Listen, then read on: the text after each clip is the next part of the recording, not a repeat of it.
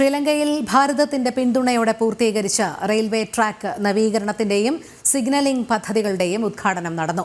പ്രധാനമന്ത്രി നരേന്ദ്രമോദിയും ശ്രീലങ്കൻ പ്രസിഡന്റ് അനുരാഗ് കുമാര ദിസനായകയും ചേർന്നാണ് ഉദ്ഘാടനം നിർവഹിച്ചത്.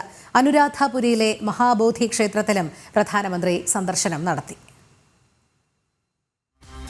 നിരവധിയായ വികസന പ്രവർത്തനങ്ങളാണ് ഭാരതം ശ്രീലങ്കയിൽ നടത്തുന്നത്. പശ്ചാത്തല സൗകര്യ വികസന രംഗത്ത് മികച്ച പിന്തുണ ഭാരതം നൽകുന്നുണ്ട്. ഇത്തരത്തിൽ ശ്രീലങ്കയിൽ നടപ്പാക്കിയ മഹോ ഒമാൻ തായ് റെയിൽവേ ലൈനിലെ പാളങ്ങളുടെ നവീകരണവും ആധുനിക സിഗ്നൽ സംവിധാനത്തിന്റെ ഉദ്ഘാടനവും പ്രധാനമന്ത്രി നരേന്ദ്രമോദിയും ശ്രീലങ്കൻ പ്രസിഡന്റ് അനുരാഗ് കുമാര ദിസനായകയെയും ചേർന്ന് നിർവഹിച്ചു.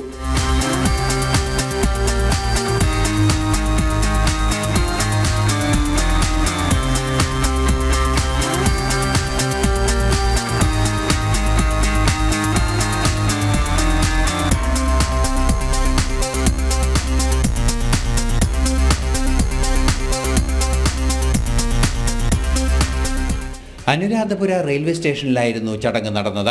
നേരത്തെ അനുരാധപുരയിലെ ശ്രീ മഹാബോധി ക്ഷേത്രവും പ്രധാനമന്ത്രി സന്ദർശിച്ചു.